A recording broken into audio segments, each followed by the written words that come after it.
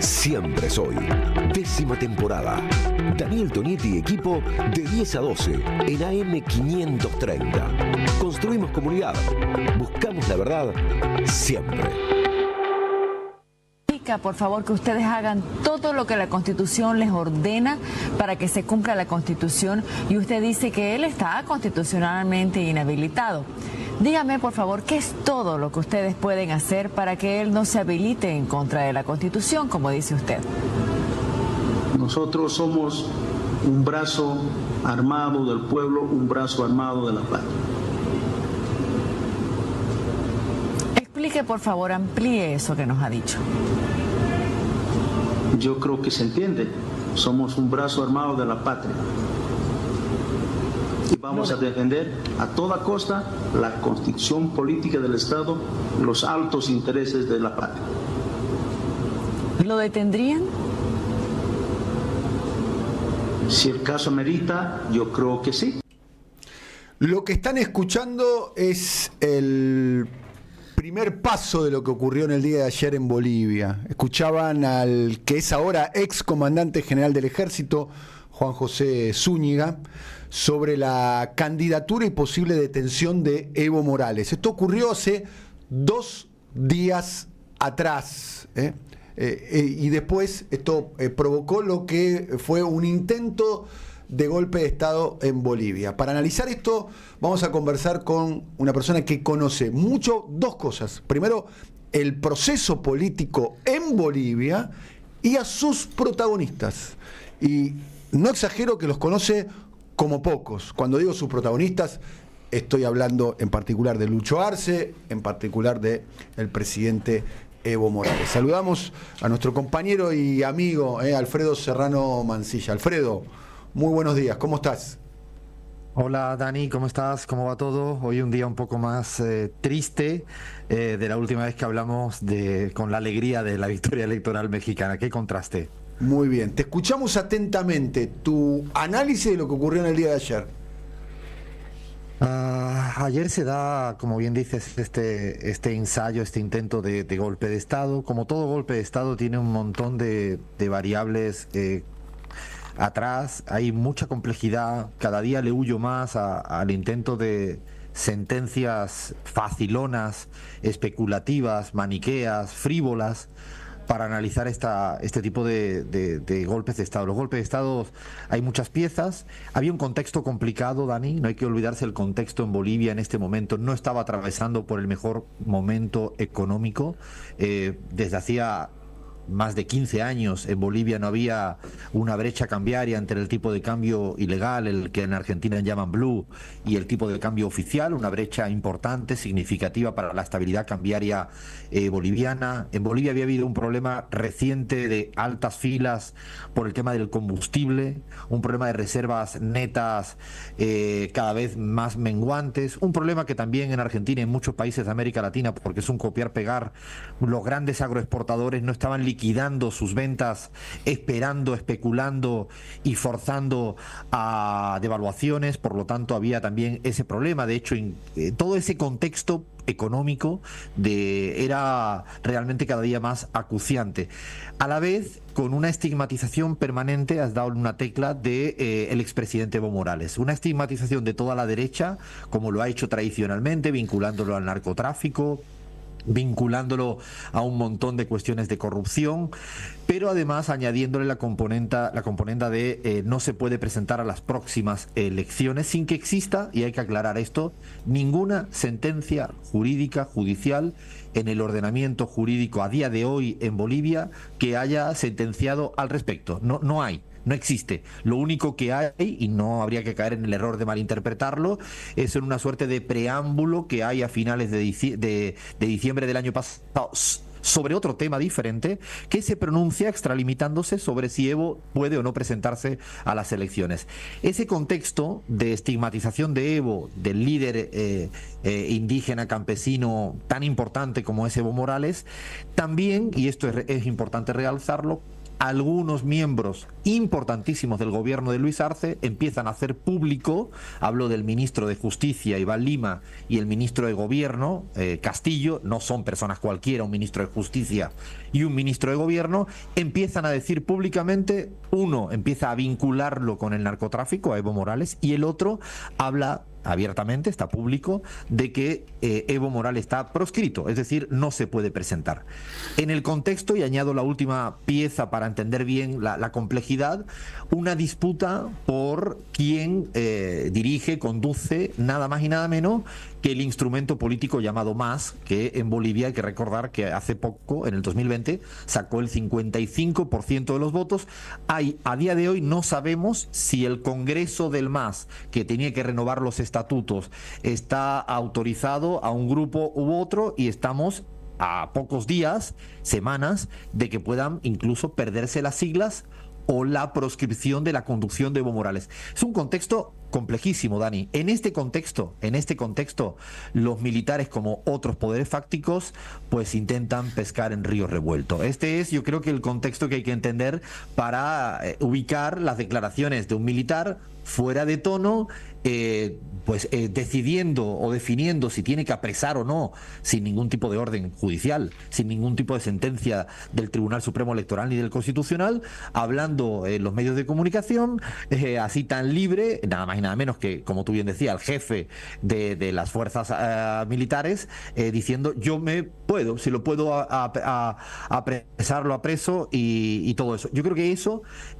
no es que lo dicen en cualquier momento, es en este contexto de cierta debilidad institucional, de ciertas faltas de autoridades y de, insisto, todo muy convulso. Bien, Alfredo, muy interesante tu análisis. Me quedan varias preguntas para hacer.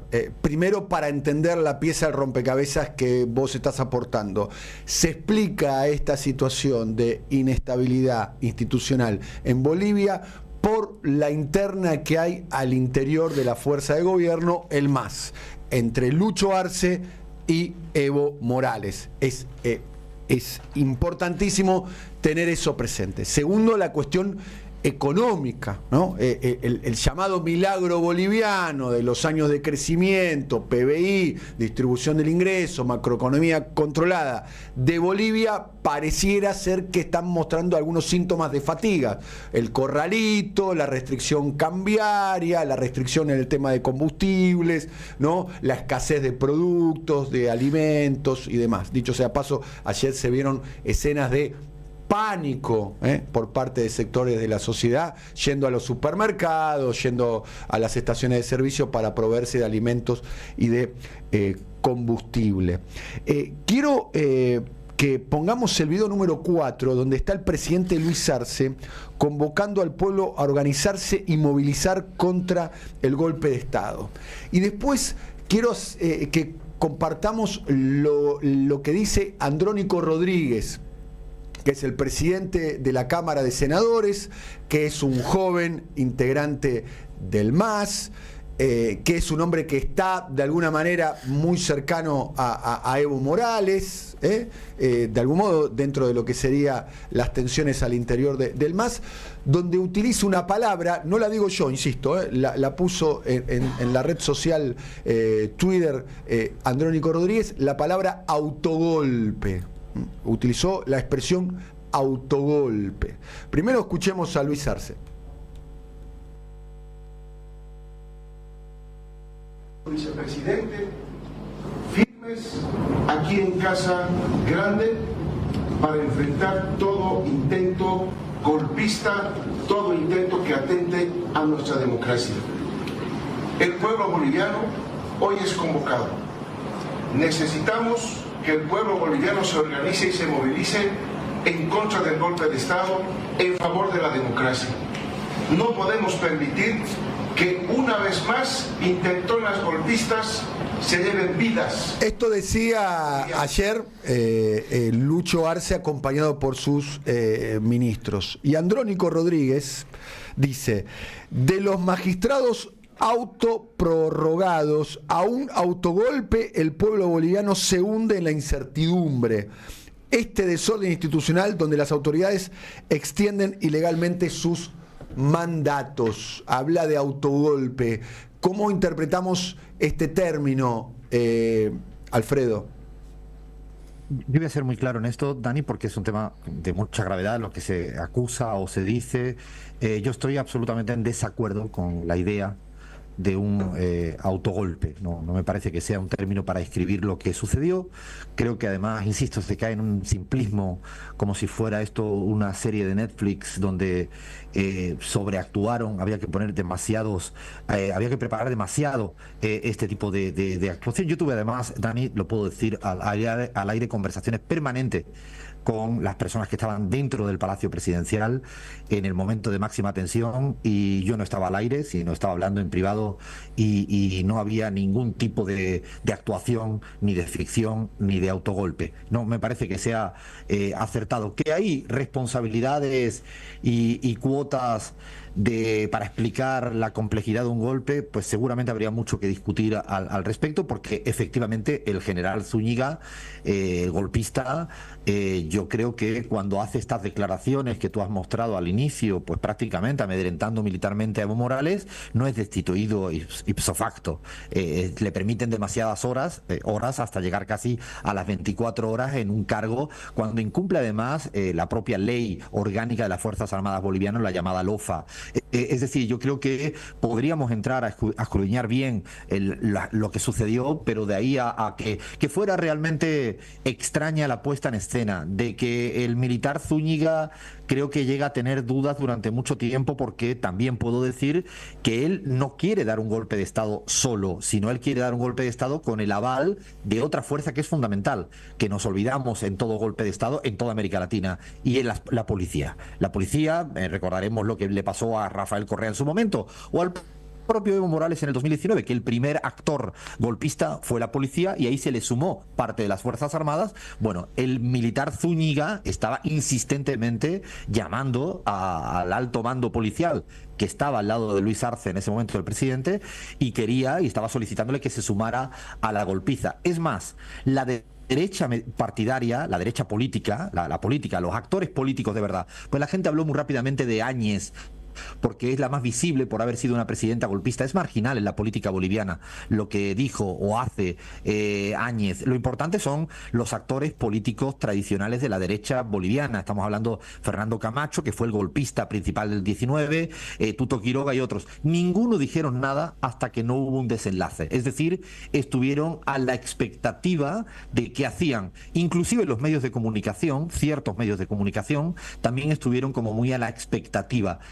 Por tanto, creo que hablar en este sentido de autogolpe, porque quizá no lo entendamos, porque podría parecer de algún modo espectacularizante, porque quizá no parecía que tenía sentido que teniendo tanques alrededor del Palacio Presidencial no terminaran de quedarse. Yo creo que hubo momentos de ensayo, si esto se iba dándose y se iban sumando actores, como ocurre en todo golpe de Estado, Dani, en todo golpe de Estado, y el del 19 lo viví muy con mucho conocimiento de causa. No es que todos orquesten a la vez, sino se van dando situaciones. Por lo tanto, yo creo que Andrónico, con mucho respeto y además con cariño, porque se lo tengo, y es un líder fundamental para el futuro y para el presente en Bolivia. Puede ser el candidato de síntesis, confunde. Andrónico, ¿no? De hecho, en la interna entre Lucho y Evo es una especulación que se hace, falta mucho, ¿no?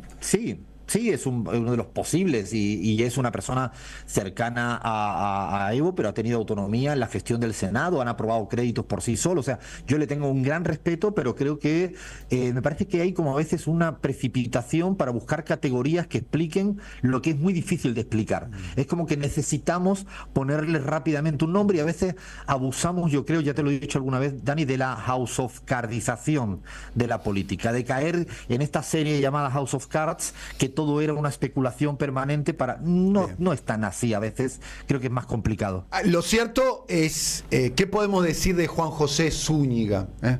Por lo que me pudieron contar, un militar conservador que viene del área de inteligencia, ¿no? y que fue ascendido por el presidente Arce, generando una disputa pública con una de las tantos distanciamientos que tuvo Evo Morales. Evo Morales, cuando lo ascienden a Zúñiga como jefe del ejército, Evo Morales se manifiesta en contra, ¿no? Hay un elemento tal cual, ahí, tanto ¿no? así, Dani, tanto así, fíjate que lo que está diciendo es muy preciso, porque él, Evo Morales, le critica el ascenso de Zúñiga para ocupar el alto mando militar, porque no estaría como en el ranking establecido, respetando, ¿no?, la institucionalidad militar, y además porque lo ha dicho públicamente Evo Morales. Según Evo Morales, le ha acusado de corrupción en determinadas fases, ¿no?, de los últimos años. También es verdad que Zúñiga, en el ejercicio de su rango en este último tiempo, se convirtió en una persona muy cercana al presidente Luis Arce. Hay muchas fotos de Zúñiga con el presidente Arce, incluso me comentaban practicando deportes, teniendo cierta juegan a básquet juntos, cotidianidad. de hecho juegan a básquet, a baloncesto. Claro, Juegan eso permanentemente decían, juntos. hablaban de un vínculo político personal entre Zúñiga y Arce. Yo creo que es el vínculo que a veces se da cuando, bueno, no sé si se dice después del roce se hace el cariño. Claro, estaban ocupando un espacio importantísimo, que no es menor, que jugaban a básquet, que tenía una responsabilidad. Además, es normal que un presidente tenga que hablar permanentemente con el jefe de las Fuerzas Armadas. Claro. Si no lo hace, estaríamos en problema. Yo creo que ahí, en esa relación, radica quizás la cuota de responsabilidad de Luis Arce de haber sido probablemente, entendiendo la complejidad, lento en la toma de decisión para destituir inmediatamente al golpista cuando hace esas declaraciones. Yo creo que no tendría que haberse esperado tanto, aunque es verdad que todo movimiento tectónico al interior de las Fuerzas Armadas, Dani, es un tema exageradamente delicado y que a mí me sobrepasa. Bien, esta imagen la estás viendo, sí. Bien, es una imagen, si se me permite, allendesca, Salvador Allendesca, ¿no? Está el presidente, ahí lo vemos a Lucho Arce, y el que está de espaldas es el general golpista, el general Zúñiga, ¿no? Y ahí le dice que, bueno, que deponga las armas, que deponga la actitud. Todo indicaría que salió fortalecido Lucho Arce de la sonada golpista de ayer. Yo creo que eso es muy prematuro, es difícil porque nunca se sabe cuál es el peaje que paga con este tipo de momentos tan tensos, sobre todo porque no se resuelve el problema económico, no se resuelve un contexto difícil. Pero yo le añado algo. Yo creo que hubo, cuando hablan Luis Arce y Zúñiga, recordando que Zúñiga entra con un tanque blindado rompiendo la puerta del Palacio Presidencial, ahí hay un momento de zozobra, de no saber qué va a ocurrir. Es más, y añado un plus que esta mañana me he podido informar, el Zúñiga llega con su cuerpo de élite encapuchado. O sea, no solo entra él con su tanque haciendo su verdadero show, sino que entra con un cuerpo de élite encapuchado, armado hasta arriba, con las armas más de alta gama en el ejército boliviano, y podría haber pasado cualquier cosa. Yo creo que él, cuando ya llega a entrar ahí y habla con el presidente Luis Arce en esa imagen, me parece que él ya tiene claro que no se le está sumando ningún actor, porque no hay público en la calle que lo avale. Creo que la policía no le avala, y el ejército incluso estaba dividido, Daniel, estaba dividido en dos pedazos. La Fuerza Aérea estaba en contra del golpe de Estado, parte de las Fuerzas Armadas también, y el ejército estaba totalmente dividido. Solamente acompañado por un sector de la Armada boliviana, ¿no? Hay que decir que Bolivia, a pesar de que no tiene salida al mar como reclama, sí tiene una armada, ¿no? Sí, la tiene, y por eso había de facciones que lo apoyan. Yo creo que Zúñiga, él confunde probablemente la confianza y la relación estrecha y el que le hayan permitido, seguramente erróneamente, declaraciones del tipo de las que llevaba haciendo hacía tiempo. Confunde eso con creerse que puede hacer un discurso politizado, porque hay que recordar que antes de entrar con el tanque hace un discurso político de prácticamente que le echa a Evo Morales la culpa de la pobreza en Bolivia, y le responsabiliza de algo que, cuidado, también lo han hecho otros diputados muy muy cercanos al presidente Luis Arce, y yo creo que le confunde todo eso y se cree que él puede determinar, como todo militar fascista, a través de las armas, un nuevo gabinete a su antojo. Yo creo que ahí es donde el presidente Luis Arce pues no lo permite, insisto, en momentos de mucha tensión. Está bien, dentro de la proclama de Zúñiga estaba la libertad de lo que él consideraban los presos políticos, la presidenta Áñez, el candidato Camacho y los militares involucrados y condenados por el golpe del año 19, ¿no? También había como una suerte de reclamo gremial por parte de las Fuerzas Armadas. Vos conocés el chiste seguramente, es un chiste muy viejo, pero vale, porque es un más que viejo clásico, me gustaría decir, que sabés por qué no hay golpe de Estado en los Estados Unidos, ¿no? Y sí, no tienen embajada. Porque no tienen embajada. Y a propósito, quiero preguntarte por eso. Porque el Ministerio de Relaciones Exteriores del Estado Plurinacional de Bolivia informa, estoy leyendo un comunicado, que este lunes se convocó a la encargada de negocios de Estados Unidos, Debra Evia, con el propósito de hacerle conocer la preocupación y establecer un reclamo sobre una serie de pronunciamientos que se realizaron por parte del personal de la Embajada de Estados Unidos, que se consideran como una intromisión en asuntos internos. Fecha, 24 de junio. ¿Cuándo habló Zúñiga diciéndole que le iba a meter en cana a Evo Morales? El 25 de junio. Y ¿Qué vinculación tenemos entre un evento y otro? Te añado algo más en esa misma línea que yo creo que hay que mirarla, hay que ponerla en perspectiva.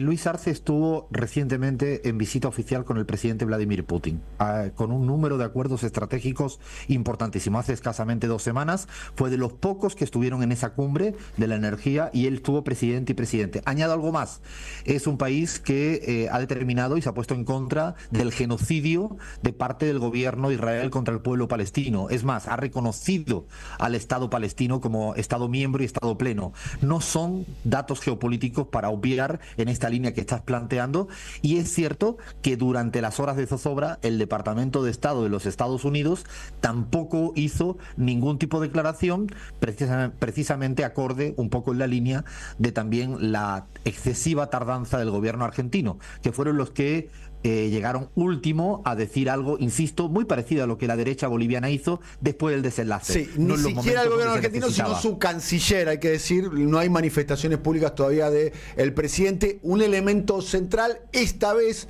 no se sumó al golpe Almagro, el secretario general de la OEA. Igualmente con Almagro he aprendido, Daniel, a no creerle nunca nada. Lo que dice hoy puede ser un instrumento para atacarte mañana. Lo hizo en el golpe de Estado del 19. Primero abrazó a Evo Morales diciendo que tenía derecho a repostularse, mayo del 19, y en octubre del 19 fue uno de los principales propulsores del golpe de Estado. ¿Qué quiero decir con esto? Que puede que mañana escuchemos a Almagro diciendo que Evo Morales no se puede presentar. Por eso no le quiero dar credibilidad a lo que dice en estos momentos. Bien, para terminar, Alfredo, primero te agradezco mucho la conversación, siempre es muy interesante. Además, cuando te presentamos, sos una persona que conoce mucho la política boliviana y además conoce mucho a sus protagonistas. Y cuando digo protagonistas, tenés un vínculo personal y político tanto con el presidente Arce como con el presidente Evo Morales. Bueno, ya han pasado menos de 24 horas del intento de golpe. ¿Cómo es la situación actualmente? Y en particular, te pregunto, para mí, por una pieza del rompecabezas que me parece determinante, insisto, ¿cómo está la situación a la interna del MAS, la discusión entre Arce y Evo Morales? Tienen una oportunidad, una nueva oportunidad, es como los videojuegos, tienen una nueva vida, es decir, para poder ponerse de acuerdo, al menos en tener claro que no pueden volver estos fascistas. Hoy, y hay que agradecer que Evo Morales en una breve alocución ya ha planteado el término de unidad para el Congreso. Eso es novedoso y lo vienen haciendo lentamente, quizás con dificultades, tanto el presidente Luis Arce como Evo Morales. Ayer Evo Morales no dio ninguna señal de estar lejos del golpe. Es más, se puso la camisa a defender la democracia desde el minuto uno de juego y no dudó en estar. Es más, y esto quiero también ser claro, ha habido mucho entorno de Evo Morales que ha propagado la idea de autogolpe, show y algunas personas públicamente. Si uno revisa la actividad prolífica que tiene Evo siempre en el Twitter, no ha dicho nada al respecto, sino lo que ha planteado es que deben estar condenados, máximo respeto. Yo creo que tienen una gran oportunidad, y no hablo en términos electorales, Dani, porque pueden discrepar de muchísimas cosas, pero tienen que tener muchísima claridad también de que lo que pasó en el 19, el doloroso 19, con tantas muertes, con tantas cosas que ocurrieron, y lo que ocurrió ayer, tienen la oportunidad de tener que entenderse en unos mínimos, porque ideológicamente yo estoy convencido de que no hay tantas diferencias como para encontrar alguna manera, algún método, de que yo creo que no le quedan otra, porque ayer cuando las papas quemaban, si me permite el término, rápidamente yo creo que estuvieron cerca los unos de los otros, y tienen esta oportunidad para que no caigan ahora en la trampa que siempre te ponen desde afuera y desde adentro la derecha boliviana, de caer ahora en interpretar héroes y villanos al interior del MAS, en quién, porque incluso es cierto que algunos han planteado el autogolpe, como tú planteas, y otros, más arcistas, han planteado que se enfrenta a un golpe, como lo ha hecho Lucho Arce, y no huyendo, como hizo Evo Morales. Yo creo que ese tipo de tesis, de manipulaciones, digo porque estoy todo el tiempo en contacto con unos y con otros, y realmente creo que hacen un flaco favor, y creo que entramos en un chiquitaje contraproducente de lo que hoy en día está pasando, porque esto pasó ayer, Dani, lo hemos visto un militar entrando con un tanque en el Palacio Presidencial, y ya no es un jueguito para caer en este tipo ahora de fue autogolpe, o es que Evo huyó. Ni Evo huyó porque quiso huir, ni yo creo que esto sea autogolpe. Me parece que habría que buscar bien la necesidad también, la importancia que tiene también la figura de Evo Morales. Es una figura fundamental en la estabilidad política, social en Bolivia. No podemos perder de vista la importancia que tiene el liderazgo de Evo Morales. Yo creo que eso, uno llega a veces al Ejecutivo y no puede perder de vista la importancia que tienen los líderes históricos, y Evo la tiene. Alfredo, te agradecemos como siempre el contacto con nosotros. Un abrazo muy grande. Abrazo fuerte, Dani. Alfredo Serrano Mancilla, compañero nuestro de trabajo, trabajamos juntos en Canal Red América Latina, es economista y director del Centro Estratégico Latinoamericano de Geopolítica, CELAC. Vamos a poner algunos de los materiales que nosotros preparamos, que preparó la producción del programa, Lucas Román, Ariel Pinus, Willy Brand. La puesta al aire de esto es de Mariano Gentili, para matizar y para cerrar lo que sucedió ayer en Bolivia. Vamos a poner los diferentes videos, vayan eligiéndolos ustedes, dale. Entonces me dice, y le pregunto, sacamos los blindados, saca. Entonces el lunes, el domingo, en la noche, ya los blindados empiezan a bajar. 6 cascabeles y 6 Urutus, más 14 Z del regimiento de... Al aire, al mismo tiempo. Entonces, no. Es autogolpe, es un autogolpe, general, es un autogolpe, general. Es un autogolpe, general. Sí. Es autogolpe, general.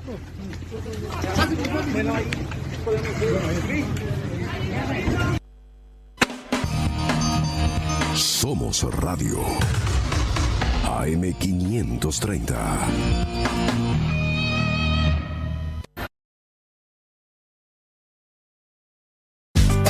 Seguí a la Radio de las Madres por YouTube. Activa las notificaciones, dale like y suscríbete a nuestro canal. Somos Radio AM530. Construimos comunidad. Buscamos la verdad siempre.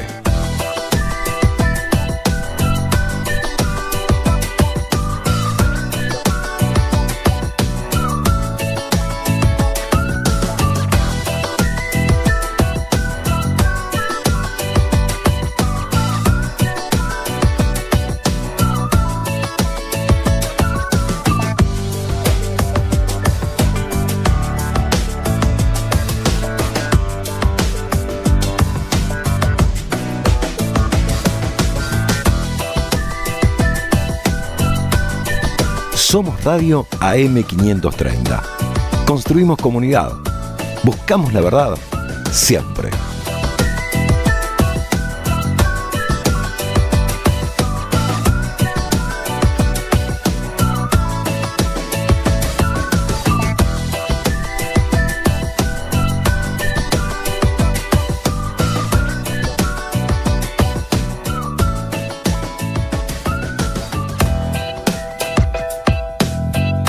Seguí a la Radio de las Madres por YouTube.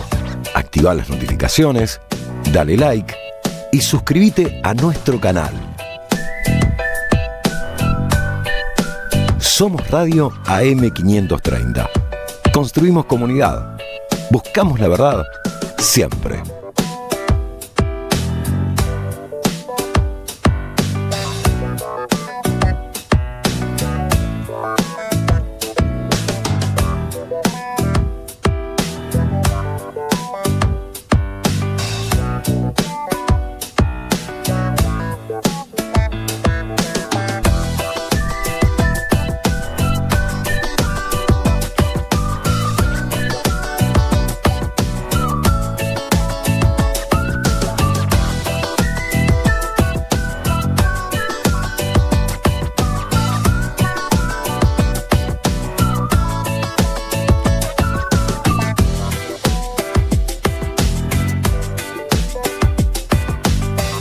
Seguí a la Radio de las Madres por YouTube.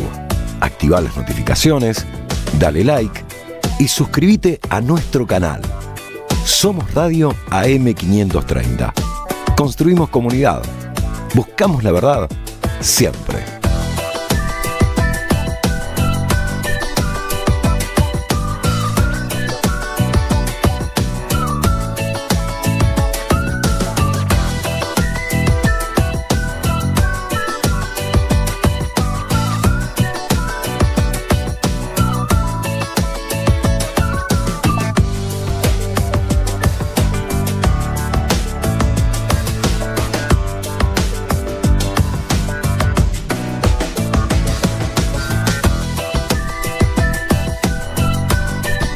Somos Radio AM530.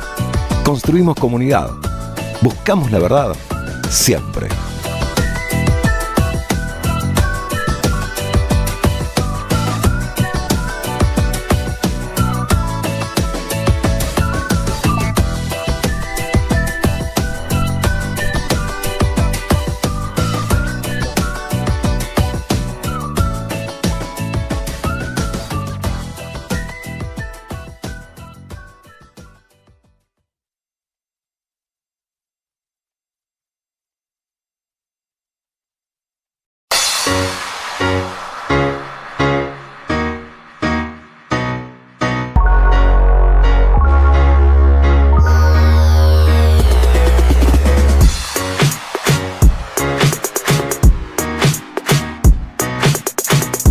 Seguí a la Radio de las Madres por YouTube.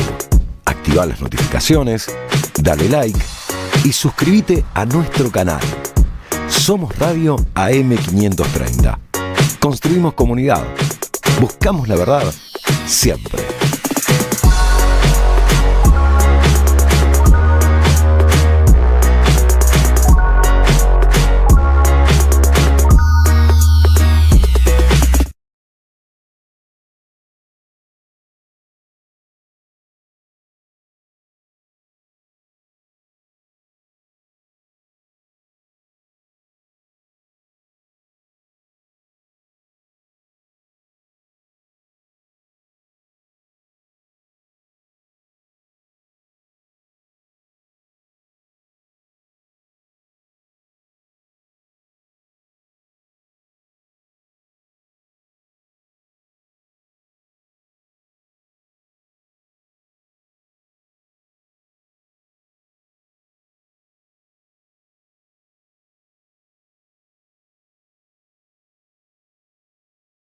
Nani Cocina Armenia, Gurruchaga, esquina Jufré. Vayan ahí de nuestra parte también, de martes a sábado a la noche, de martes a domingo al mediodía. Un restaurante espectacular.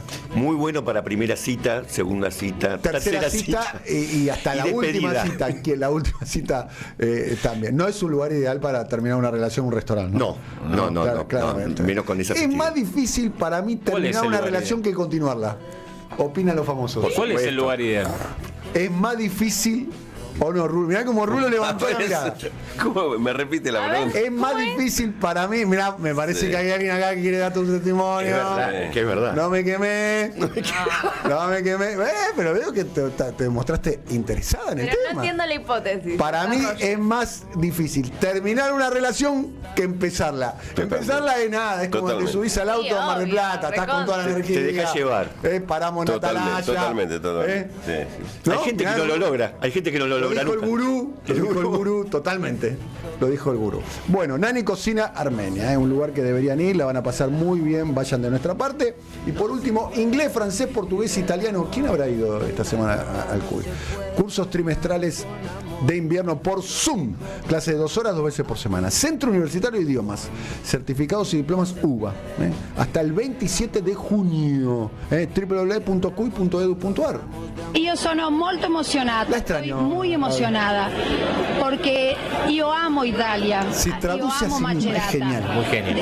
Desde que soy muy piccola, mio padre, mia famiglia, sempre noi parliamo d'Italia, parliamo di Macerata. Macerano. Macerata è il mio cuore. Y hoy es muy especial. No. Para que traduzca. La cittadinanza de la ciudad, de la villa, de la città, per me è una cosa molto importante. ¿Qué idioma era este? No sé, después traduce. Eddie Pequenin. Qué bueno. Rulo, qué buen funcionario que era. Te escuchamos con el tema rúcula. Vamos con el dólar. Con el ruculate. Bueno, ayer la novedad fue que pegan un salto el dólar MEP, el dólar contado con liqui, es decir, los dos dólares, uno mayorista, el otro no tanto, porque el MEP en realidad es el más accesible para el público en general, que tiene capacidad de ahorro, obviamente. Pero son los dólares que se negocian a través del mercado bursátil, a través de la compra y venta de activos dolarizados. ¿Por qué digo que es una novedad? Porque en realidad el día anterior, o los días anteriores, venía saltando el blue, llegó a 1.365, se quedó más o menos a esta altura. Estos que venían por debajo se acercaron a ese valor, lo cual actúa como confirmatorio de que ese es el nuevo piso. 1.330, 1.340 de estos valores, 1.350 hoy está el contado con liqui, está marcando un nuevo piso, que además es valor récord para estos dólares. Curioso, una de las curiosidades políticas. El día anterior, Luis Caputo, cuando estuvo en la convención de la Cámara Argentina de la Construcción, tuvo una frase que en general para los ministros de Economía termina siendo bastante desafortunada, que es descalificar a los que hablan de aumento del dólar.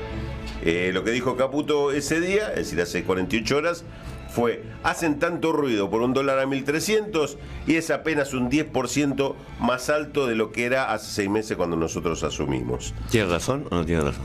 Si hace el cálculo así, tiene razón. Ahora, si vos ves la secuencia, es que el dólar se quedó tranquilo hasta, inclusive con una baja, hasta fines de abril, mayo. Y a partir del 20 de mayo al día de hoy tuvo un salto del 20%. Es decir, en 40 días, menos 40 días, subió un 20%. Es decir, lo que se está advirtiendo es la aceleración que tomó el dólar, no ha tomado punta a punta en 6 meses, que parece que es poquito, pero estuvo frenado durante un tiempo y ahora se empezó a acelerar. Algo está pasando. Es lo que se le avisa, pero Caputo dice que no pasa nada. Que él sigue midiendo con respecto al dólar de 1.100 pesos, dice, bueno, 1.100, estaba en 1.150, 1.300, ¿qué son? Es un 10%. Entonces, a la tarde, al día siguiente que dice eso, pega un salto del 3%, con lo cual confirmó este aumento.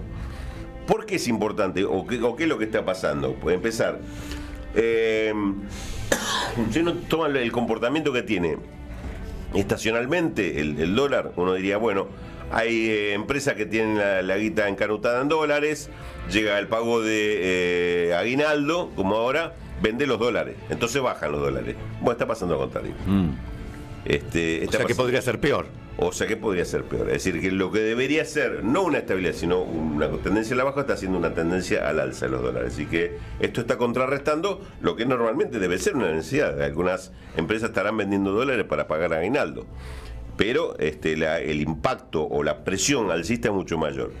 Ayer tomaba los comentarios que hacen las agencias de bolsa, las llamadas ALIC, que son las agencias de liquidación y compensación, es decir, los operadores de bolsa, y todos comentaban lo mismo, todos decían presión alcista sobre el tipo de cambio, nueva suba del dólar, todos advertían como el dato del día cuando todos coinciden, algo está pasando ahí.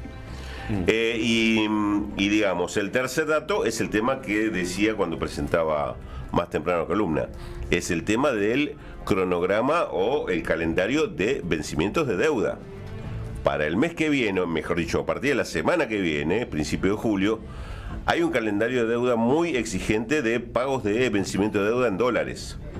Todos estos bonos de los que venimos hablando, del Global 30, Global 29, de la L30, todo esto que ustedes escuchan hablar y que por ahí no conocen mucho de qué se trata, son los bonos del canje que se hizo en el año 2020 sobre la deuda privada, sobre los bonistas, sobre los buitres, sobre todos. Esos ahora, el 9 de julio, tienen un vencimiento. Y un vencimiento que concentra mucha guita. Son 2.500 millones de dólares que hay que poner ese día. Ese día hay que acreditarle a los tenedores de esos bonos la guita en cuenta. 2.500 millones de dólares. Esa es la transferencia que tiene que hacer ese día el Banco Central, por orden del Tesoro, a la cuenta de estos. ¿Los tiene? Los tiene, pero no tiene mucho más. El tema es que los tiene, se va a pagar. Ayer daban por descontado que se pagaba eso en el propio sistema financiero, pero se sabe que queda bastante acogotado la reserva del Banco Central en dólares. Porque aparte de eso, después en los días posteriores hay vencimientos. Con el fondo, que ya la plata está adelantada, pero esa plata que está adelantada, porque el fondo te da la plata para que le pagues a ellos. Eso está en la cuenta, de lo que hoy es cuenta de reservas, son esos 29.800 millones de dólares, tiene la guita que mandó el fondo hace una semana, pero esa guita vuelve a salir, son como 700 millones de dólares. Hay una guita que vence del Banco Mundial, también. Y está el tema, después el Banco Central, hacia fin de mes, principio de agosto, tiene el primer vencimiento de Bopreal. Es otro toco. Si juntas todos esos vencimientos, son alrededor de 4.500 millones de dólares. Repito, 4.500 millones de dólares. ¿Los tiene? Ahí no sé si los tiene, o si los tiene está todavía muy lo cual, porque no lo entendí mal, eso te va a otra presión alcista sobre el dólar. Es que están anticipando esa presión alcista. Yo creo que lo que se está pasando es que están viendo ese momento y en realidad te están anticipando la presión. Decir, va a haber quilombo, me paso a dólares. Más o menos la reflexión profunda y filosófica sería esta. Va a haber quilombo, me guardo en dólares y espero a ver qué pasa.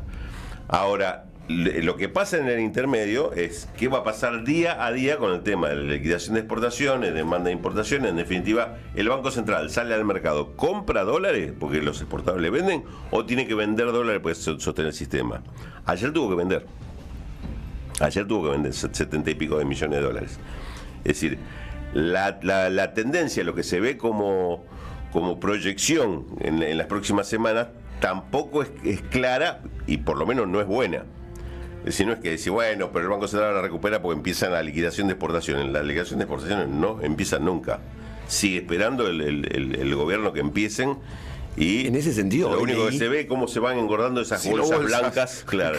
Pero hoy leí algo que es contradictorio. El gobierno dejó sin vigencia un impuesto a los que guardan todo en la asilo bolsa. Sí, parecería contradictorio, tenés razón. Lo que hizo fue cambió un reglamento de la época de Massa ministro, digo, que decía a aquellos que tengan una cantidad determinada en relación a su producción de granos guardados, a eso le cobramos una tasa más alta sobre tasa de interés más alta sobre los préstamos.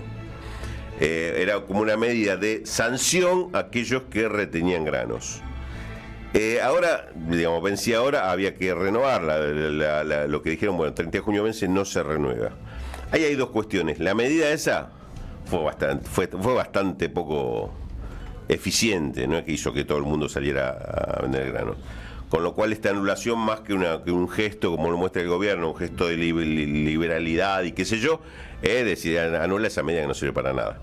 Con lo cual no creo que cambie nada esa, que esté o no esté esa medida. Por eso, digamos, si vos la ves así formalmente, decís, bueno, esta medida es a favor de que sigan reteniendo grano. Podría ser, pero no es el problema. No pasa por ahí la cosa. El tema es que si se da todo esto en el mercado financiero, en el mercado especulativo, en el cual se cubren todo porque deben venir por una devaluación, los exportadores piensan más o menos lo mismo. Están viendo exactamente el mismo panorama. Entonces, si ven venir una devaluación, tampoco van a liquidar los granos. Van a esperar que primero se dé la devaluación. Con lo cual, tiene un panorama bastante complicado. El gobierno, esto lo veníamos anticipando y parece ser que los tiempos se acortan y es este el momento donde empiezan a aparecer esas presiones sobre el dólar y esas dificultades del gobierno para cumplir con todas sus obligaciones.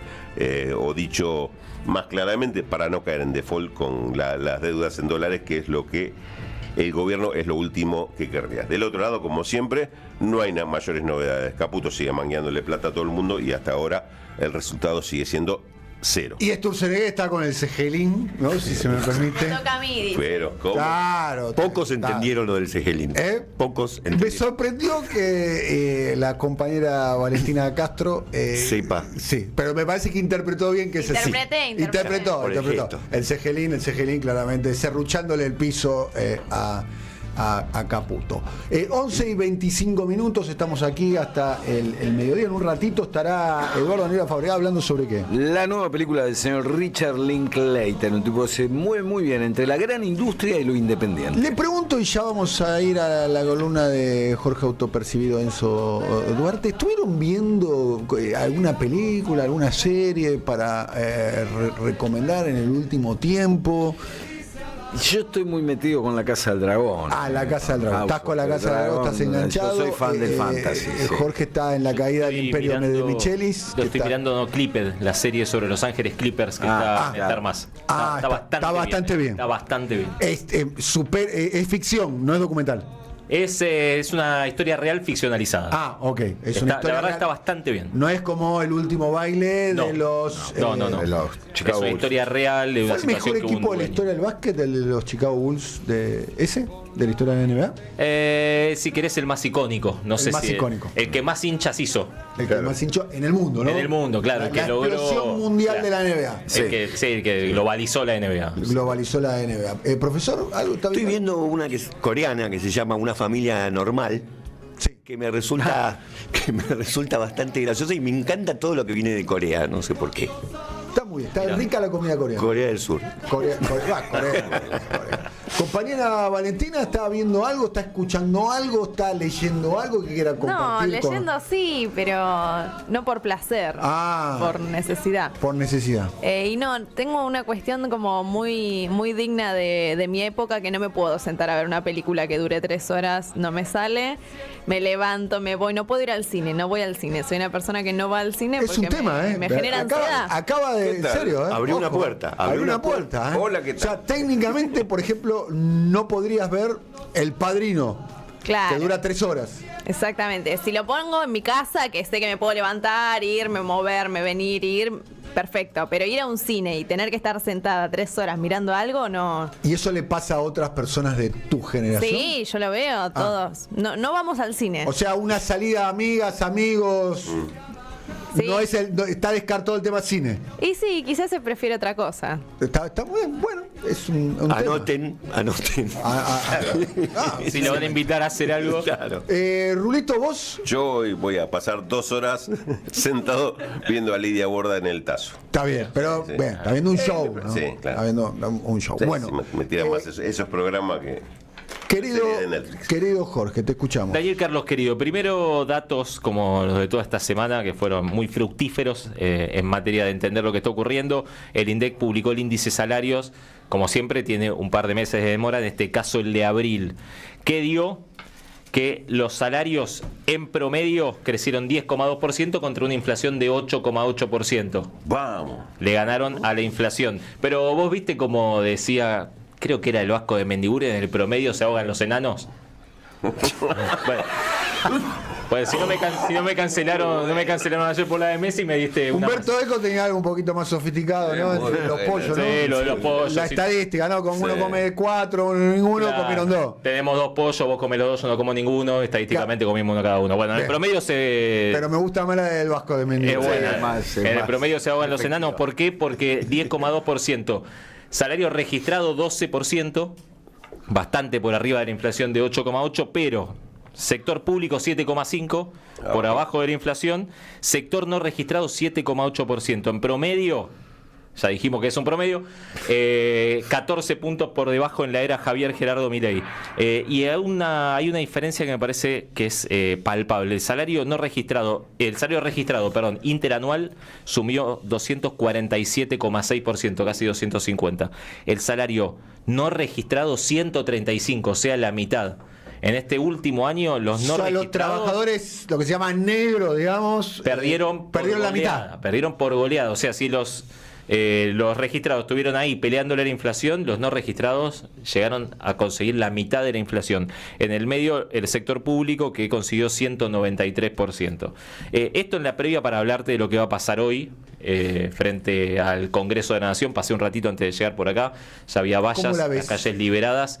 Le mandé un mensaje porque ayer hasta última hora en Camioneros estaban... Movilizamos, no movilizamos, estamos esperando el mensaje de Pablo para ir. Pablo finalmente ayer Tomando la paritaria también. ya cerró la paritaria de camioneros, un mensaje bastante amigable para el gobierno. 543 en escalerita, 5%, 4% para el mes siguiente, 3 para el otro, con no remunerativos que le ponen un poquito de aditamento y le dan un 17 total. Eso pensando que puede haber... ¿Qué interpretación haces Puede de haber eso? una desaceleración de la inflación, cosa que ahora empezamos a poner en duda, ¿no? Lo que te iba a decir, le mando un mensaje a Camioneros porque ayer Pablo Moyano estuvo frente al Congreso de la Nación en una conferencia de prensa de las entidades públicas que zafaron de la privatización, Correo, Aerolíneas Argentinas, Radio y Televisión Nacional, para apoyar a los trabajadores de esos tres gremios y para pedir que no se sancione el paquete fiscal de la ley bases. Básicamente ganancias, ¿no? Básicamente ganancias. Afecta ganancias, ¿no? Básicamente ganancias. Dijo algunas cosas interesantes, como por ejemplo que los diputados que hacen campaña con Perón y con Evita y después van a votar la ley base son unos hijos de puta. ¿Dijo eso? Sí. ¿Qué quiso decir? ¿Dijo hijos de puta? Sí. Sí, sin... Pero bueno, fue una conferencia de prensa que la verdad se transmitió. Lo dijo en conferencia de prensa, ¿no? Sí, sí, pero ¿vos la viste? No la vi. Se transmitió muy poco, sinceramente no hubo mucha cobertura. ¿A quién se refería puntualmente? ¿O a quién uno imagina que se refiere puntualmente? Imagino que a los que entraron por el Frente de Todos. Con el Frente de Todos. Claro. Pero son pocos los del Frente de Todos que están acompañando el capítulo de ganancias, ¿no? Pero que saluden a Perón y Evita, está todo el grupo pichetista también ahí.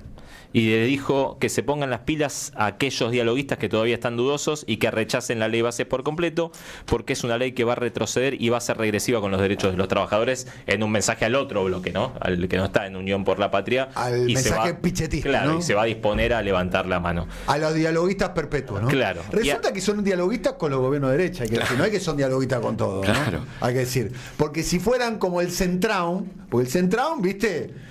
Gobierna Bolsonaro, ponen el cajero automático y se venga. Gobierna Lula, ponen el cajero automático, venga. Esto no. O sea, Pichetto es funcional al macrismo, candidato al macrismo, opositor durante el gobierno de Alberto, Cristina y Massa, y ahora es funcional a...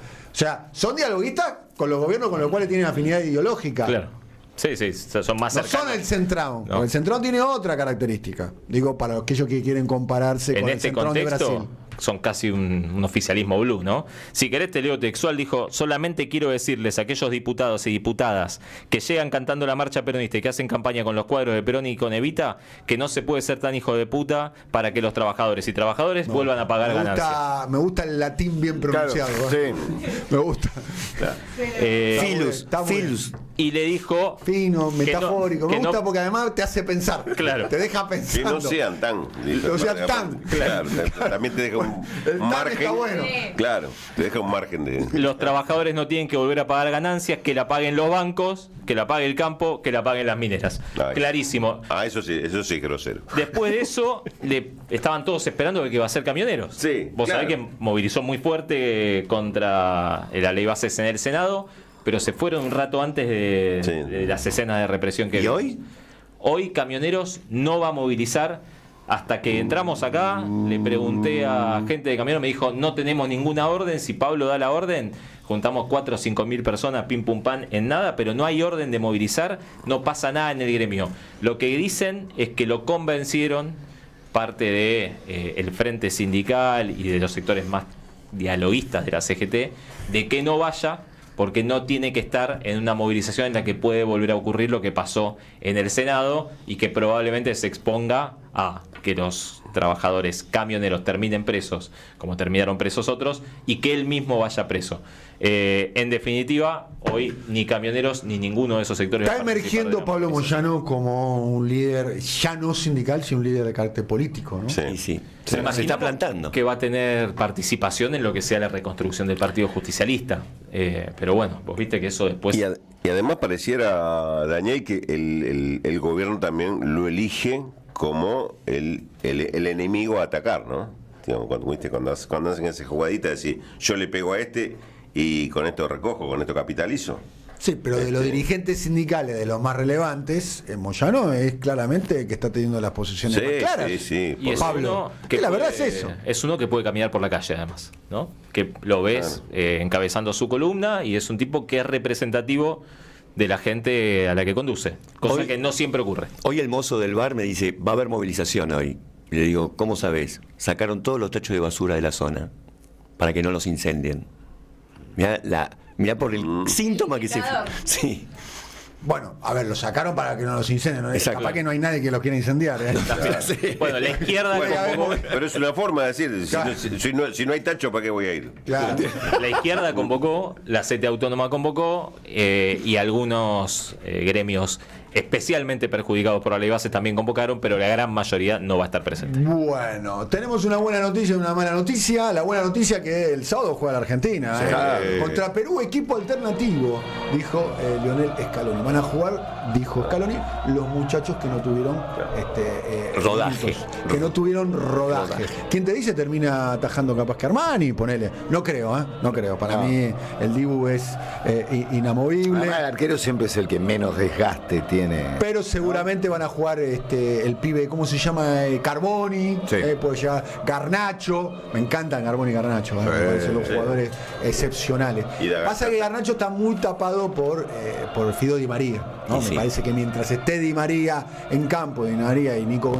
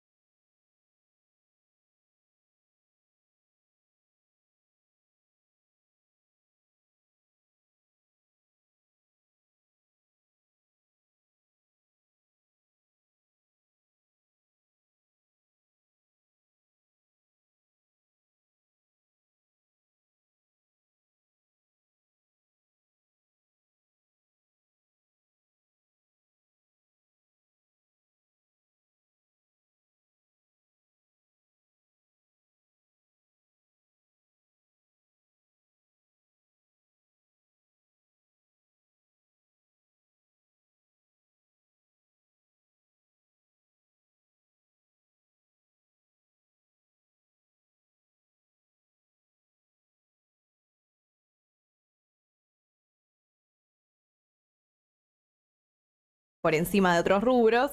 Entonces ya no se venía respetando. A ese ya no se venía respetando, se agrega que ya no hay ningún tipo de regulación. Así que, insisto con esto, empieza a estar en vigencia a partir del día de hoy, que es el que se publica en el boletín oficial, y se va a ver el impacto sobre todo en las tarifas del mes de julio. Bueno, vamos a ver cómo esto coincide con el programa económico y el objetivo de mantener la inflación, ¿no? Porque digo, si empiezan a crecerte las tarifas, si empiezan a crecer los combustibles, como está anunciado un aumento de naftas para el próximo mes, bueno, ahí eso empieza a tambalear esa meta inflacionaria de tener una inflación del 4, del 5%, del 6%, inercial, como dice Cavallo.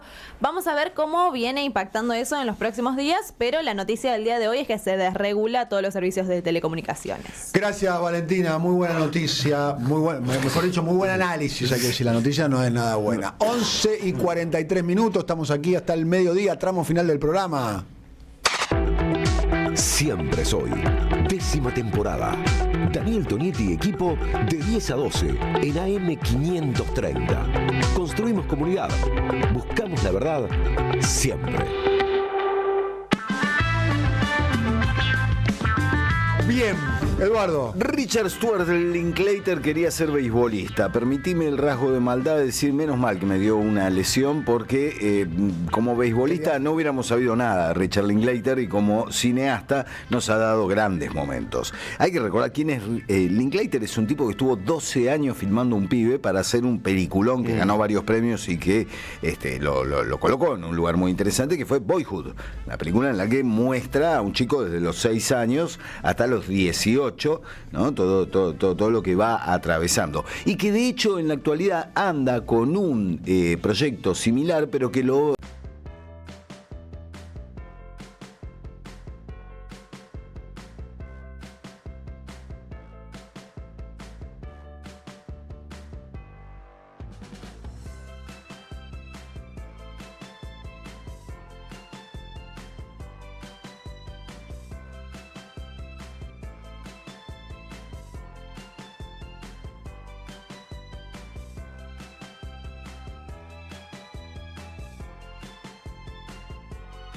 hacer películas jugadísimas, sus películas en rotoscopio, esas películas de las que hablábamos hace un rato con Keanu Reeves, muy churro. Keanu Reeves muy churro. Lo dijimos más temprano, pero el público se renueva. Claro. Y hacer películas como la trilogía de Antes de, ¿no? Antes del amanecer, antes del atardecer y antes de la medianoche. Faltaría durante. Almuerzo, Duarte, desayuno, merienda, cena. De joder, haciendo gesto de robar. Son 3 grandes películas con Ethan Hawke y Julie Delpy, enganchándote con el mero hecho de estar paseando por una ciudad. Sí. Es una película romántica. Y hablar sobre la vida. Romántica, pero también existencialista, hablando de un montón de cuestiones que te persiguen durante toda tu vida. Sí. Linklater tiene esta cuestión que puede hacer, repito, una comedieta como Escuela de Rock y al mismo tiempo poner en Pero le fue bien con la primera y... Bueno, de hecho no cierra la posibilidad de hacer una cuarta película. Durante el atardecer. Él mismo dijo, en caso de que haya algo para decir. Tipifiquemos el delito, ¿no? Bueno, claro. Linklater, a pesar de ser un director que ha demostrado que puede ser muy exitoso, tuvo que financiar su nueva película a través de Netflix. Tuvo que venir Netflix a ponerle la guita. Crocante Netflix, ¿no? Sí, le financió la película Scorsese. No, total. Bueno, y ahí tenés otro ejemplo. Scorsese tuvo que acudir a una plataforma de streaming para que le pusieran la guita para hacer una película. Tipos como Scorsese o tipos como Linklater, que no es Scorsese claramente, pero que es un tipo que tiene. Pero no es la forma específico de financiamiento. Ahora te pregunto. Un poco sí. Netflix tiene una billetera gigante. Y después viene Valentina Castro y no te va al cine. Y después viene, bueno, a ver, Netflix, digamos todo. Hoy se estrena la nueva película de Richard Linklater, la financió Netflix, pero se estrena en salas. En la Argentina, donde ha demostrado tener un público seguidor, un público fiel, la película primero va a pasar por las salas y luego va a ir a la plataforma. En otros países no. En otros países no. Mirá. En otros países se estrenó directamente en Netflix. Una película que tiene un nombre original mucho más atractivo que el nombre con el que la estrenan en Argentina. Acá la estrenan como Cómplices del Engaño, que podría ser cualquier batata que alquilabas en el videoclub en el año 92, ¿no? Que la encontrabas cuando llegaba a 8 de la noche el sábado, decía, ¿qué te quedó? Y me quedó Cómplices del Engaño. Buah, dámela, qué sé yo, qué otra cosa hay. Y tengo la última de Olmedo y Porcel. Bueno, me llevo cómplice del engaño. Pero originalmente se llama Hitman, asesino a sueldo, sicario. Y cuenta una historia muy... si le ponían curiosa. asesino a sueldo también, medio película de pero videoclub de los 80. tiene mucho más que ver con lo que sucede en la película, que presenta a un personaje que es profesor de filosofía, pero claro, en Puan no se gana lo suficiente para poder parar la olla. No. Entonces, ¿Se su dedica al sicario? su segundo laburo es como asesor de la policía durante la tarde, part-time, en cuestiones que tienen que ver con asesinos a sueldo, hasta que, y acá termino para no spoilear nada. Ojo, profe, Claro, ojo, ¿eh? claro. Salida laboral. Hasta que por una cuestión interna del departamento de policía, el profesor de filosofía tiene que fingir ser un asesino a sueldo en el mundo criminal. ¿A cuánto estamos el departamento de policía, profe? A 3 segundos. A 3 cuadras. Bueno, acá a 4 estamos cuadras. a 3 cuadras. Ojo, La central, ¿eh? Tranquilamente. A una cuadra. A una cuadra. Ojo, profe. Compañero policía. Bueno, la película fue Montiel Progre. La película fue muy bien recibida en los festivales donde se presentó, le fue muy bien tratada por el público y por la crítica. Es otra faceta dentro del universo Linklater y tiene esta fortuna de que en Argentina, como se ha demostrado, que hasta películas de dos personajes hablando durante 1 hora 50 llenan la sala, va a pasar por las salas de cine. Después llegará a Netflix otra mirada sobre este director interesantísimo. Está Boyhood como principal mascarón de prueba, pero tiene mucho más todavía por descubrir. Gracias, querido Eduardo. Quiero decirle, hablando de cosas interesantísimas, pizza. Es la reivindicación de la pizza de molde porteña, hecha con harinas orgánicas y masa madre fermentada por 24 horas. Quesos de primera calidad, tomates orgánicos, cebolla morada, fainada finita, dorada y crocante. Crocante, Me dio hambre. Me gusta la palabra crocante. ¿Sabes quién me hizo descubrir la palabra crocante? Y me parece que algún día habría que reconocerle públicamente que ha popularizado la palabra crocante en el vocabulario argentino. No, ¿quién? Está acá con nosotros. A la primera persona que le escuché referirse el término crocante al efectivo, ¿sabe quién es? Rulo de la Torre. Rulo de la Torre. Citando a otro que no podemos. No te hace cargo. Citando a otro que no podemos. Pero hace años, ¿eh? Claro, que no podemos revelar. No podemos revelar. Bueno, técnicamente, ¿cuánto falta para que empiece el fin de semana de Rulo? Minutos, ¿no? No, la noche. ¿Hoy se sale? Está. En el tazo ahí. En el Tazo empieza el fin de semana con Lidia Burray de Rulo. Bueno, y Daniel Godfrey, obviamente. oyente del programa, ¿no? Oyente del programa. Un abrazo muy grande. Por eso. Nicaragua, esquina Tames, en Palermo, pizza, vayan de nuestra parte, tienen descuento. Tienen que reclamar el descuento yendo de parte de Siempre Soy. Profesor. Bueno, hablemos de Bolivia, ya no hace falta ni que diga por qué, pero algunos datos sobre Bolivia y la vinculación con la Argentina y datos que desconocemos, porque cada vez que se habla de un modelo que fracasa se omiten estos datos. Por ejemplo, Bolivia, entre 1936 y 1983 tuvo 20 golpes de Estado. Entre 1936 y 1983, 20 golpes de Estado. Es muy, pero muy aceitado el mecanismo de golpes de Estado en Bolivia, y por ahí se recuerda poco que tenemos un origen común con Bolivia. El Virreinato del Río de la Plata, que se creó en 1776, lo creó España, porque tenía miedo de que vengan los ingleses y hagan contrabando, o los portugueses que se queden con la banda oriental. Entonces España dijo, bueno, vamos a hacer el Virreinato del Río de la Plata, que abarcaba Chile, Argentina, Uruguay, Paraguay, el Alto Perú, que es el actual territorio de Bolivia. Todo ese territorio se llamaba Virreinato del Río de la Plata y también se llamaba Virreinato de Buenos Aires.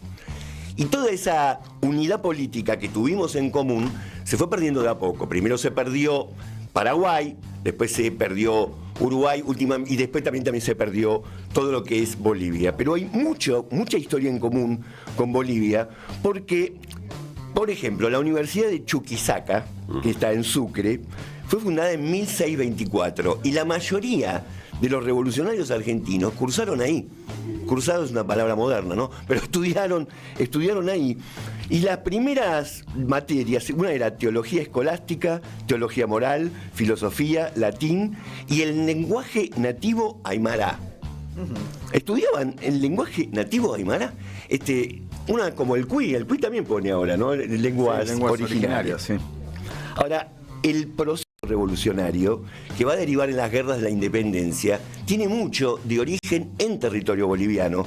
Primero por los que fueron a estudiar ahí a la Universidad de Chuquisaca, por ejemplo Mariano Moreno. Mariano Moreno estudió ahí. Su tesis doctoral fue sobre la explotación a los pueblos originarios.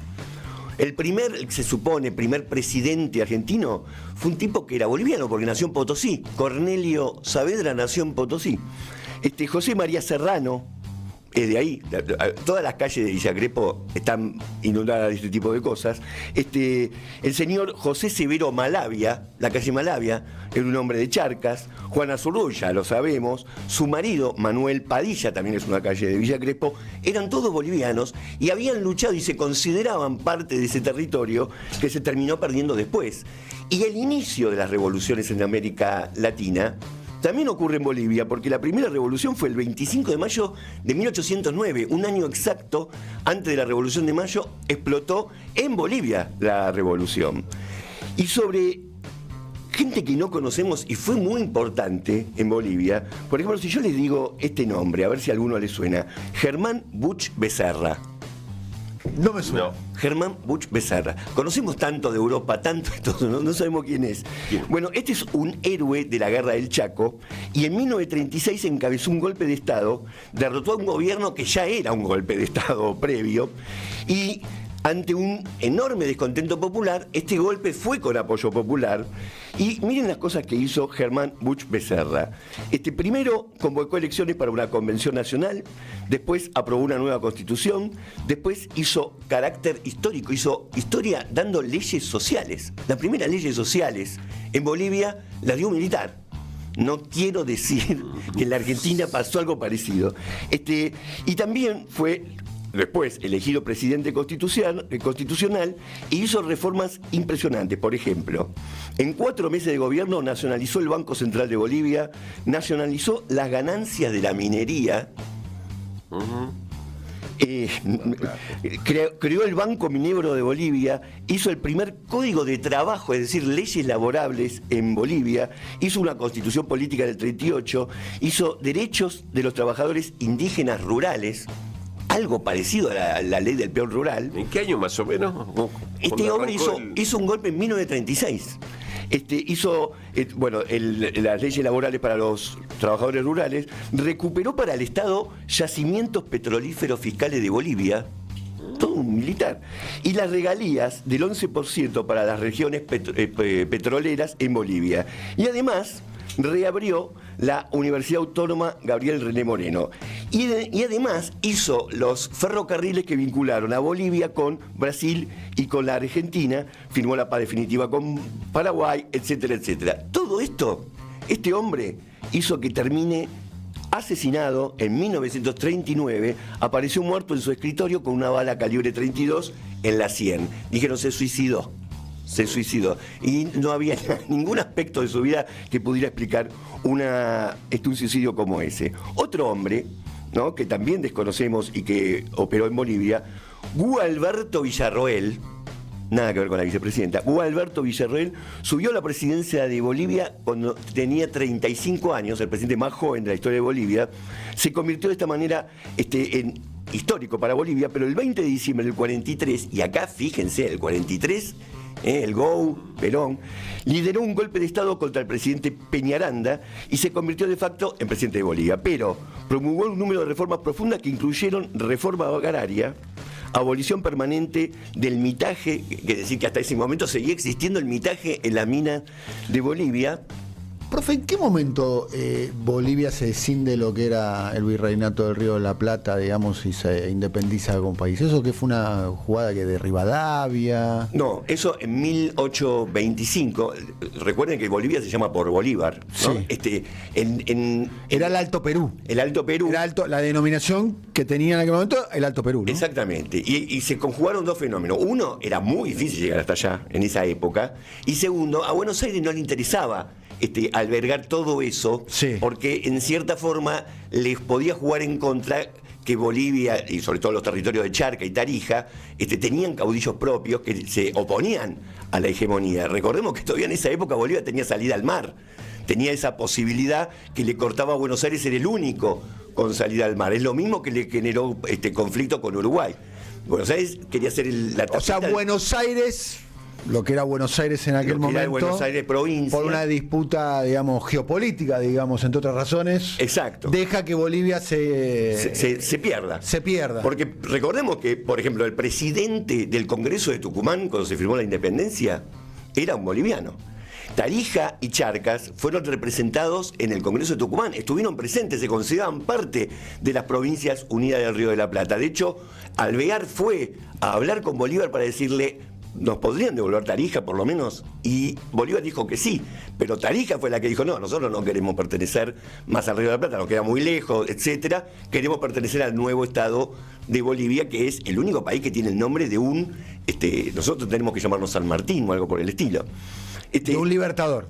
De un libertador. Bolivia en homenaje a Bolívar. Bolivia en homenaje a Bolívar, y todas esas pérdidas territoriales hacen que... Te estoy tirando un penal. ¿Ese homenaje se lo hacen en vida? En vida. En vida. ¿Le ponen Bolivia con Bolívar vivo? Sí, él lo agradece en una carta y dice, no puedo creer que me hagan semejante homenaje. Le tiró un penal y la sacó, No, la sacó. Estuvo un penal, además se lo tiré esquinado, fuerte al arquito. Fue el arquero de Venezuela anoche. Aparte estuvo 5 meses nada más Bolívar en Bolivia. 5 meses, y el nombre lleva el nombre de él. Él después lo mandó a Sucre, dijo, vení vos, y se encargó Sucre. Así le dijo, ¿no? Sí, vení vos y encargate de terminar el proceso independentista. Claro, a mí póngame la capital, por lo menos, dijo claro, Sucre. Y se agarró Sucre. Claro. Pero digamos, tenemos mucho más vínculo con Bolivia de los que algunos europeístas quieren reconocer. Y también cuando se dice que son países inviables, se olvida que en apenas 50 años tuvieron 20 golpes de Estado, y ahora con este proceso es el segundo intento de golpe de Estado. Estado. Y el periodo de mayor estabilización política de Bolivia fue con Evo Morales. Exactamente. Institucional, económica, distribución del ingreso, ¿no? Claramente, ¿no? Sí, así que bueno, conozcamos un poco más la historia de los países que tenemos alrededor, porque vamos a empezar a entender un poco también lo que nos pasa a nosotros. Gracias, querido profesor. Bueno, nos estamos yendo, nos volvemos a ver en el día de mañana. Quiero agradecer que me envían un ejemplar de Aguafuertes Bonaerenses de Roberto Ar, del libro de Roberto Ar, que es una gestión que hizo nuestra compañera. Muy linda tapa, muy linda edición, hay que decir. Gracias, nos envían esto, me lo envían de la Secretaría General de Gobierno de La Plata. Es una gestión que hizo nuestra compañera de trabajo Emilia Raciati, así que a la Secretaría General de Gobierno gracias, y a Emilia Raciati también, nuestra compañera de trabajo, que va a venir el día de mañana. Sí. Mañana de 10 a 12 estamos aquí con Siempre Soy. Es el día con menos política. Sí, el día de mañana. Así que vamos a ver cómo lo hacemos. Claro. A ver cómo Espero que no haya ningún golpe, que no haya nada que... Vamos a intentarlo. Que la realidad no se meta en el medio. Vamos a intentarlo. Hasta mañana, querido profe. Hasta mañana. Hasta mañana, Valentina, querida. Hasta mañana. Gracias, autopercibido Enzo. Gracias, Rulo, que comienza el fin de semana en minutos nada más. Gracias, Rulo. Gracias, Eduardo. Hasta mañana, compañero. Estuvo el compañero Silvio Soler, Willy Bray, Pinus Ariel y Román Lucas en la producción. Hoy también hicieron la producción audiovisual de la transmisión que hicimos junto a Alfredo Serrano Mancilla. Estuvo bastante buena. La pueden ver en el YouTube de la radio, y muchísimas gracias por sobre todas las cosas en la muy buena puesta al aire que hizo de la versión audiovisual del streaming Mariano Gentili. Muchas gracias, querido compañero de trabajo Mariano Gentili, por el trabajo que hiciste en el día de hoy. De a poquito vamos creciendo con la cuestión audiovisual, nos estamos animando a generar más y creo yo mejores contenidos. Está bueno lo que hicimos, realmente vale la pena verlo, porque es un muy buen análisis de lo que sucedió en Bolivia, con un buen además soporte, insumos de audiovisuales para poder entender lo que sucedió en el día de ayer. La entrevista con Alfredo Serrano Mancilla. Ya llega, felicita Bonavita aquí en la continuidad de AM530. Gracias, Silvio Soler. Hasta mañana. Chau.